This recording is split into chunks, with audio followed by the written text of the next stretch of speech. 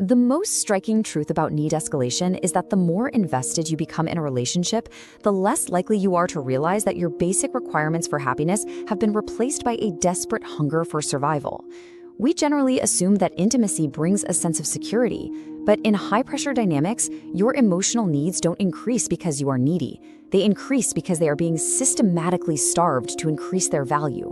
Why does the person who once gave you everything now leave you begging for the bare minimum? This is the core paradox of the scarcity loop. The moment your own biological drive for connection and homeostasis is turned into the mechanism of your own psychological enslavement. And that right there, that's the central illusion we have to shatter. You know, that feeling of needing more and more, it's not a sign that you're failing. No, it's a symptom. It's a sign that you're in a carefully managed environment, one that's actually designed to keep you off balance and hungry. It's wild, right? A dynamic that starts out feeling like total abundance somehow just devolves into you desperately pleading for just a tiny scrap of kindness. So the real question isn't if this happens, it's how.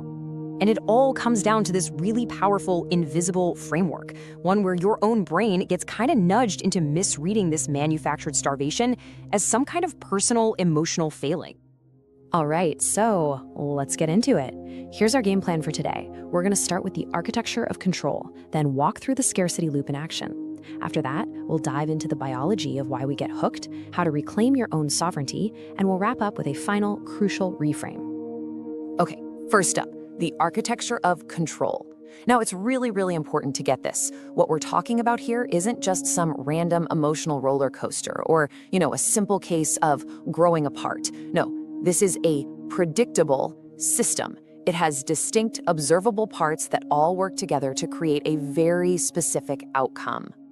So at the very heart of this system, we have something called strategic resource throttling. And listen, this isn't just about romantic relationships. It happens in mentorships, in social circles, basically anywhere that approval is a kind of currency.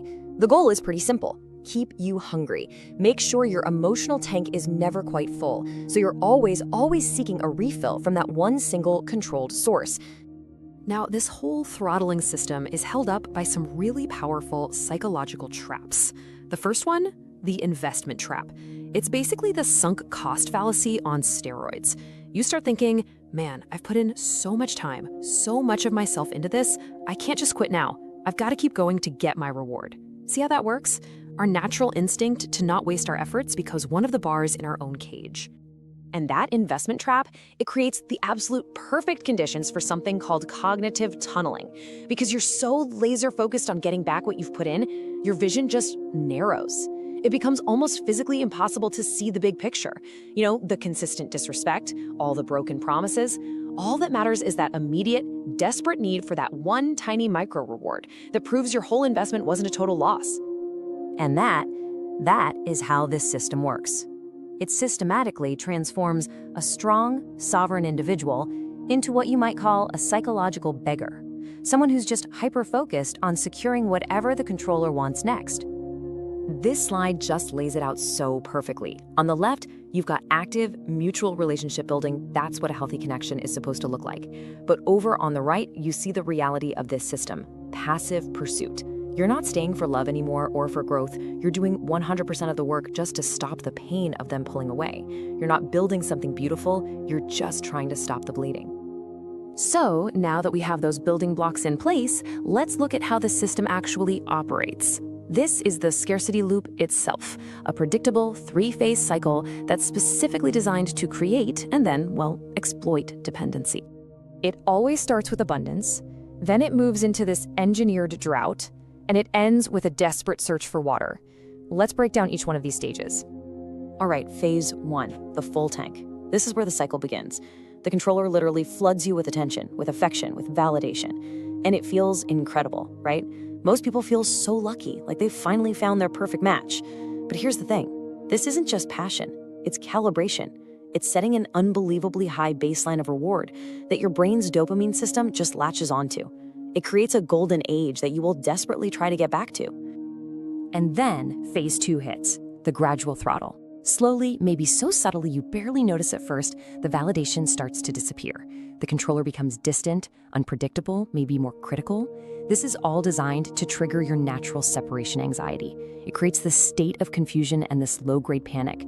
Researchers even have a name for it, affective panic. You start spinning, asking yourself, what did I do wrong? How do I fix this? And your completely natural response to that question, it leads you straight into phase 3, the scarcity spike. Because our brains are biologically hardwired to seek out what's missing, you ramp up your efforts, you work harder, you sacrifice more of your time, your money, even your own boundaries, all in this desperate attempt to get that validation back, chasing that high from phase 1. And this creates a feedback loop that is just devastatingly effective. Their coldness, that triggers your effort. Your increased effort, that tells them the system is working. And when they finally give you just a tiny scrap of warmth, a micro reward, your starving brain reads it as this huge victory, as proof that they still love you. And that feeling of relief, it reinforces your effort and locks you in even deeper. The long-term neurological impact of this is something called neurochemical enclosure. Basically, your brain's reward pathways get hijacked. It becomes conditioned to treat the feeling of relief from pain as if it were actual victory or joy. And over time, your brain can even start to prefer the drama of this whole cycle over steady, predictable peace, simply because the highs of relief are just so intense. Calm starts to feel boring. So why on earth is this system so incredibly powerful on a biological level? I mean, this isn't about willpower or how smart you are. The scarcity loop actually exploits the fundamental wiring in our brains, the stuff that evolved to keep us safe, and it turns it into a mechanism of control. The core engine driving this whole addiction is something called intermittent reinforcement. And this is a well-documented biological fact. Unpredictable rewards are way more compelling to us than predictable ones. It's the exact same reason slot machines are so addictive.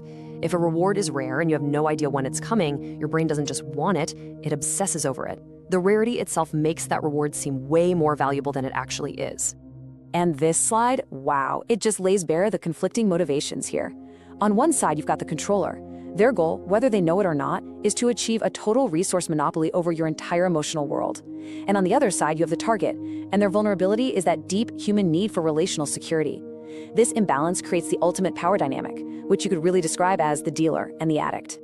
Think about it like this. One person controls the supply of the drug, which in this case is validation and approval, and the other person becomes neurologically dependent on that supply. Okay, after laying out such a bleak system, it is absolutely essential that we shift our focus. This system is powerful, yes, but it is not unbreakable. The key to dismantling the whole thing is awareness. The way out isn't about fighting harder inside the system. It's about seeing the system for exactly what it is. So the first and probably the most powerful step towards awareness is to just ask yourself a really simple, clarifying question. You have to take a step back from all the emotional chaos and just look at the raw data, the effort you're putting in versus the reward you're getting back. Are you, like the slide asks, running a full-on marathon just to get a single sip of water? Answering that question honestly is the first tool you have to cut through the fog of that cognitive tunneling and see the true unbalanced economy of the relationship. So let's look at 2 clear, actionable steps for building this awareness. And remember, these aren't about blame or starting a fight. They are descriptive tools focused strictly on recognizing and labeling the dynamic for yourself so you can start making informed choices. Okay, tool number 1 is the baseline audit. This is where you consciously sit down and analyze that effort to reward ratio we just talked about. The whole goal here is to honestly assess if what you've been calling passion or working through a rough patch is actually just a state of starvation, punctuated by these tiny moments of relief. This is how you spot that investment trap in action and begin to unhook yourself from the logic that's keeping you stuck. And the second step is developing what we call external nutrient awareness. This is all about breaking the controller's monopoly. You have to intentionally seek out stable, consistent, non-dramatic sources of validation from your friends, your family, your hobbies, your work, any sources of support that the controller cannot touch or control. This process helps you realize that your feeling of neediness isn't some character flaw. It is a predictable biological response to some very sophisticated social engineering. And that brings us to our conclusion, which is probably the most important takeaway of this entire explainer. It's a final, absolutely crucial reframing of your whole experience, moving your mindset from one of scarcity to one of abundance. If you take only one single thing away from our time together today, please let it be this. You are not needy, you are being starved. This reframes everything. It shifts the focus from some perceived internal failing, like, what's wrong with me, to an external condition. What is being done to me? It is the single most powerful, validating truth in this entire dynamic. And that realization, it allows you to embrace a completely new premise for what a healthy, loving connection is supposed to feel like. Just like you see here, real love, real respect, real connection, it's an abundant source. It's a fountain you can both drink from freely. It is never a controlled substance, doled out in tiny, unpredictable doses just to keep you compliant and dependent. And once you truly get it, once you understand that you've been sitting at a table where you are being intentionally starved, the ultimate act of reclaiming your own autonomy becomes crystal clear. The solution isn't to get better at begging for more crumbs. No, the only winning move is to find the courage to walk away from that table entirely and trust that there is a feast waiting for you somewhere else. Because ultimately, your mind is your own private territory. Understanding these dynamics, getting the architecture of control and the biology of being hooked, that's the key. Awareness is the tool that ensures that no one else's strategic throttle can ever become a permanent cage for your own autonomy.